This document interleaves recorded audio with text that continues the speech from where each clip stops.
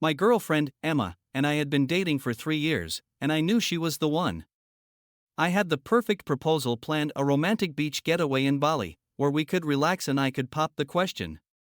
She had always loved the ocean, and I figured there was no better place to ask her to be my wife than on the warm sands, with the sound of the waves in the background.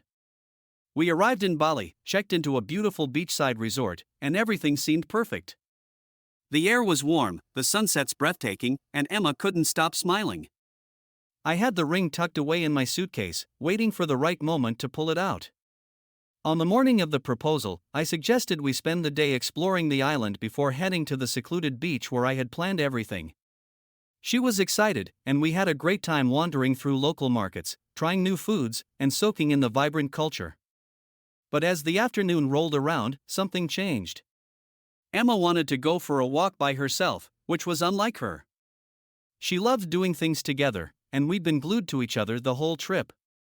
I didn't think much of it at the time and let her go, assuming she just wanted some space before our big moment. Hours passed. The sun began to set, and Emma was nowhere to be found. I called her phone, but it went straight to voicemail. Panic started to creep in, and I searched the resort, asking anyone if they'd seen her. But no one had. My heart pounded as the evening slipped away with no sign of her. Finally, just past midnight, Emma came back. She walked into our room like nothing had happened. But something was wrong.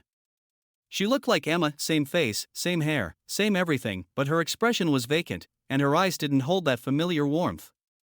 "Where were you?" "I've been looking everywhere," I demanded, trying to keep calm. "I'm here now," she said, her voice cold, emotionless. It wasn't the Emma I knew. The strangeness didn't stop there. The next day, I noticed she wasn't eating her usual meals. Emma had always been picky, especially about raw food. She couldn't even stomach the sight of sashimi. But now, she craved it. We went to a restaurant, and she ordered an entire platter of raw fish, wolfing it down like she hadn't eaten in days. "Are you feeling okay?" I asked, watching her with growing concern. She looked at me and smiled, except it wasn't her smile.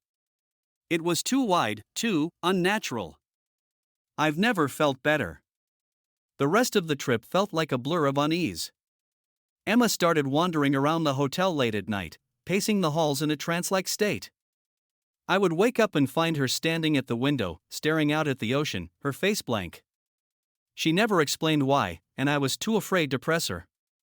We cut the trip short, hoping that things would go back to normal once we returned home. But they didn't. If anything, her behavior got worse. She became distant, barely speaking to me, and when she did, it was like I was talking to a stranger.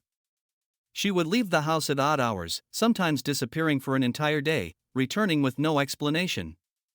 I was losing her, and I didn't know what to do. Desperate, I took her to a therapist, hoping they could help. But during the session, Emma just sat there, staring blankly at the wall, unresponsive to everything. It was like she wasn't even in the room. One day, I came home to find her missing. Her phone was still on the counter, along with all her belongings. It was as if she had vanished into thin air. I called everyone, her family, her friends, but no one had seen her. No one knew where she went. Days turned into weeks, and then into months. I searched everywhere, but it was as if Emma had been erased from existence. Every night I replayed the events of that trip in my mind, wondering what had happened to her that day she disappeared in Bali. Was it something supernatural? Something darker? I'll never know. All I do know is that I lost the love of my life that day. The woman who came back from the beach was not Emma. She was someone or something else. And now she's gone, leaving me with nothing but a hollow ache in the memory of the girl I once loved.